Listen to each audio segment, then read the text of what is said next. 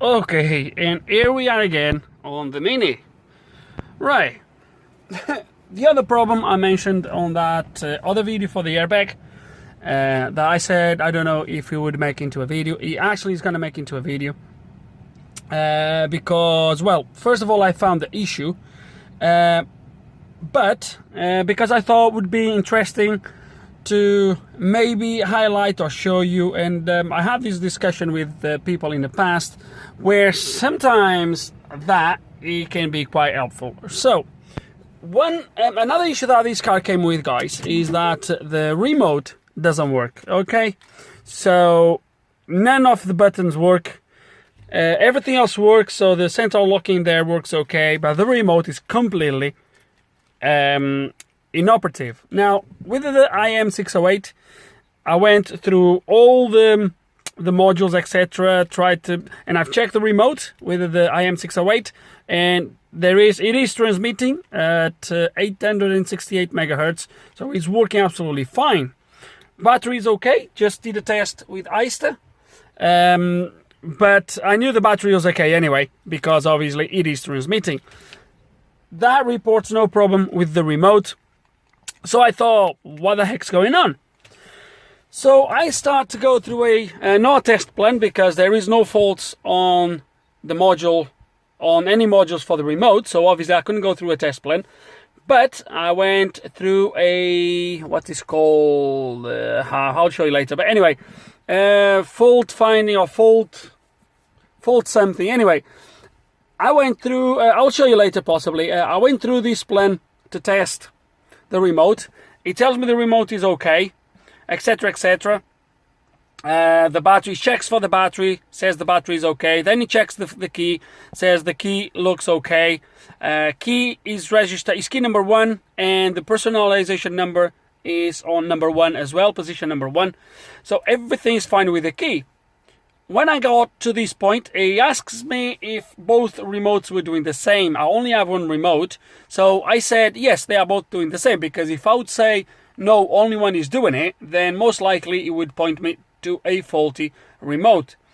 As soon as I did that, it tells me that I'm there in the corner. So the receiver for the remote key is installed in the following component: electrochromic interior mirror. And then he asked me to check for the connection and screw connection, blah, blah, blah, blah, blah.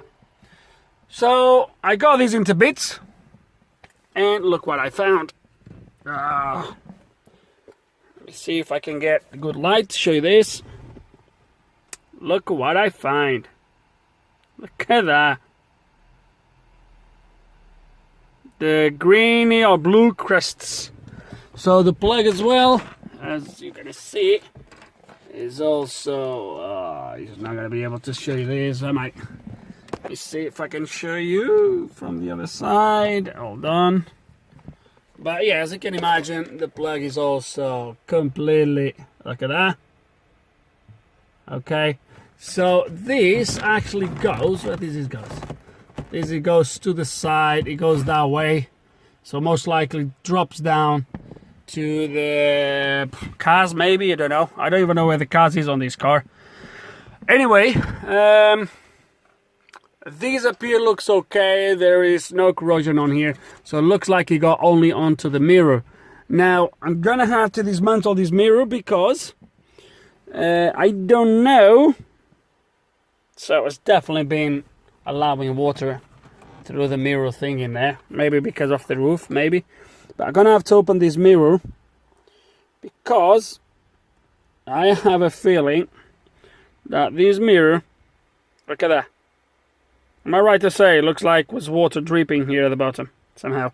So we're gonna open this mirror and have a look at it. Because if the water goes through there at the bottom, and damage the mirror, then well, you might gonna need a new mirror. But yeah, just for now. So the remote doesn't work, as I said. So we're gonna have a quick look at this mirror, at the interior of this mirror, and see if we can get it fixed, or if it's gonna need another mirror. Don't know yet. But I just thought to share this with you, just so you guys could see how interesting things can be sometimes. I was initially I was convinced that would be the battery on the remote, as is one of those rechargeable batteries. Obviously, BMW tells you they are not replaceable, but they are. And that was my plan, was to replace the battery, until I tested it with the IM608. And the IM608 it detected the key straight away. I tested with my remote tester, that little red one I have. It worked absolutely fine, so I thought, it might not be the key then. And it got me to this point now. So, I know it's not really a fault-finding procedure how I got to here, although I already explained you. But hopefully, let's see if we can get it fixed, if we can get this remote to work again, because that's the last issue with this car that I've been asked to look at. Yes, we have the issue with the air conditioning in there, but that's a different story. As I said, I was not asked for that, only for the key and for the airbag. So let's crack on with this, and yeah, let's crack on with this and see what we can find.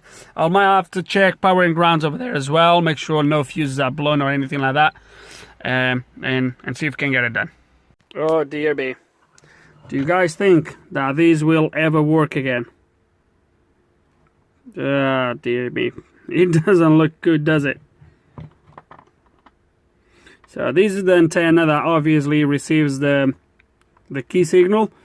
And then obviously sends the signal back to the cars to unlock the car. But let's gonna take it out. I don't think I'm gonna be able to do nothing with this. Oh dear me. It looks bad. It looks bad. Okay guys, and I think I'm gonna scrap the idea of even taking this off, because this is completely destroyed.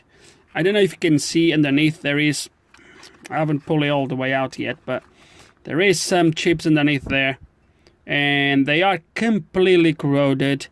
Most of the legs, there is like what it looks like, I don't know, maybe a small processor, I'm not really sure, but as I touched with the tweezers through here, the legs are completely gone.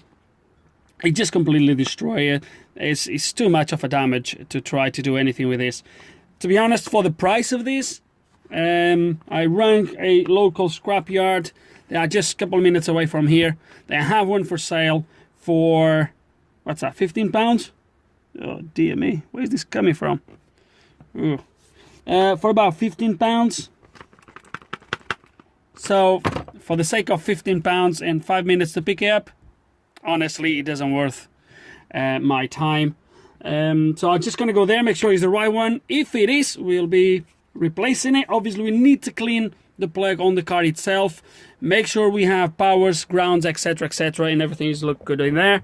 And hopefully we'll have the remote working again. So let's gonna go to this place and see if the mirror is the right one. And it's been over a week. Let's go for it.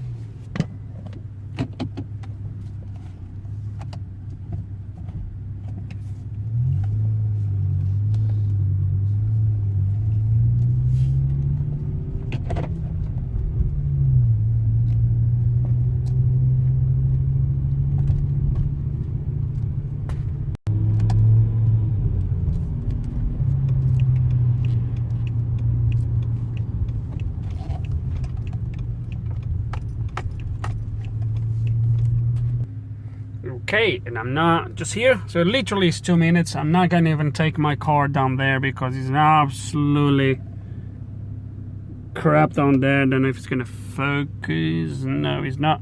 Anyway, it's puddles of water anyway. I'm not gonna take the M5 there. So let's go pick up the parts and off we go. Oh, look at that. So muddy. I hate this, especially in the winter, because oh damn it. Right, anyway, we have the mirror. Let's gonna go home and see what we can do.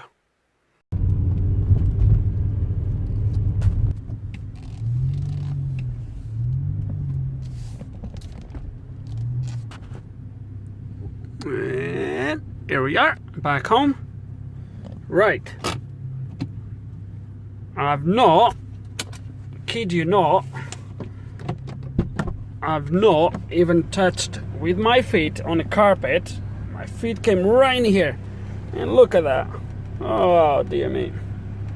Ugh. Okay, so I've just checked. Part numbers are exactly the same. So this is the replacement. As you can see, it's cleaned. So 9134-35801. And the old one, again, 9134538-01. So I hope that even the frequency is the same, which should be.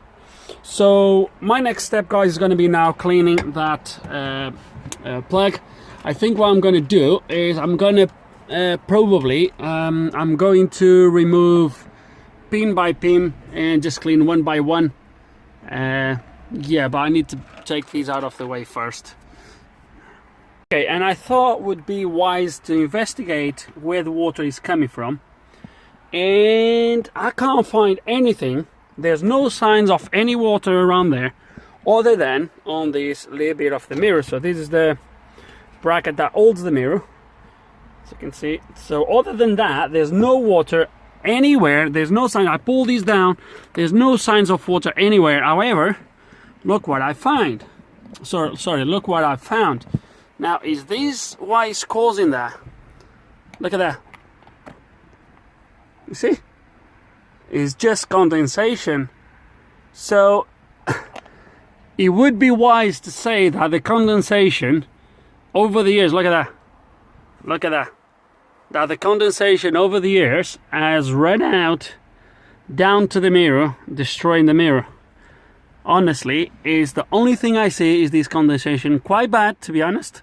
And yeah, it's quite a lot, because there's no other signs of water anywhere. So yeah, I have a feeling that's gonna be my problem.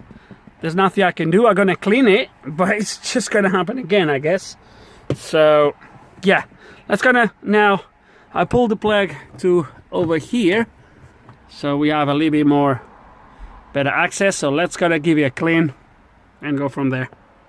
And just going again on this water thing, as you can see, we have this, that's where that bracket screws in, and these inside, yep, inside here, let me see if I show you, like that. So inside here, this is a hollow area. So the same way I have condensation here, I'm gonna have on the inside, and this is the lowest point on the frame, so it's gonna come and it's gonna run into here, into the mirror. So that's why there's no signs of water anywhere. If there's water getting in from somewhere, it would be signs here at the top. This is completely clean, there's nothing here. So it's definitely a design flaw, I would say. That's it, really. I don't know. I think the only thing I can do to prevent this, really, in a way, is if I put a little bit of sealant on these holes here and possibly on the screw. I might do that, actually. But to be honest, the car is now 12 years old. If that mirror lasts for another 12 years, I think it won't be too bad. So anyway, let's gonna clean that plug. I said it many times. Let's gonna get this done. Okay, so I'm definitely gonna use a little bit of sealant where this metal piece goes into here, and hopefully that will prevent the water from going inside the mirror. Don't know if it's going to be a good idea. I hope it is. But before that, and while we have the plug in bits, as you can see, I've cleaned the other wire red, which I believe is the signal. I believe it's going to be a lean bus, maybe. This is supposed to be a ground, I think, is the brown. Hold on a minute. I have some light here, so there we go. So that's the brown. Come out of the way. That's the brown wire. Is the one I'm checking right now. So I have my test light here, so it's working. So it's connected to positive. Checking the ground is okay. Let's see if we have ground. Yes, I do. So ground is there. So when we clean the voltage, we'll check if voltage is there as well. Okay, and let's gonna move the probe to ground. Test it. Yeah, good. Now let's gonna check the... Oh, come on, this is terrible. There's no light. Okay. There we go. And we have voltage. So, looks like everything's good. Let's just gonna give it a try.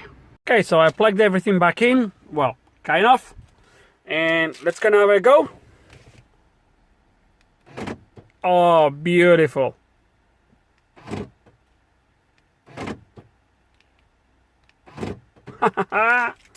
Working. So that's gonna put all these back on and wrap up this video.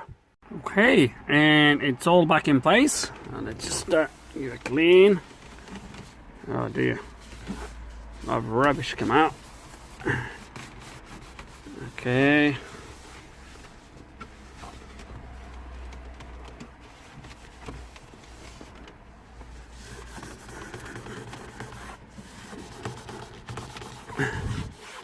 Yeah, looks good. So let's gonna give it a last try. Okay, close the door. Oh, beautiful. Right, looks like we solved the problem. Don't need that anymore. Definitely helpful to quick tell me where the antenna was. That was the main thing I was looking for, to be honest. I could have done a quick Google search, but I would just try to see if at some point ISTA would show me if the car was actually receiving the signal. That's why I was trying to find out, and that's why I went through there. But even before I got to that, it told me where he was. And when I start to look, and I've seen those marks on the bottom of the mirror, I thought, okay, let's go and have a look. And obviously, the rest is history. So I'm quick gonna come out of these now. Not connected, okay, yes. Let's just gonna finish the... Actually, I don't even need to carry on this. I can just close this, and I'll show you. Cancel this. So I was under vehicle management, troubleshooting, function structure, remote key, remote control aerial, and then you go to remote key and remote control receiver. There we go. Right, so that's what I done, and I think that's it for this video, guys. Let's gonna wrap this up, and that's it. So hope there's some information in this video you can find useful. I do apologize for not starting recording this the usual way. I got you to this halfway through, but hope there's some information in this video you can find useful. Hope you learned something. Hope you enjoyed the video. If you do have any questions, any comments, put them below. And like always, thanks for watching.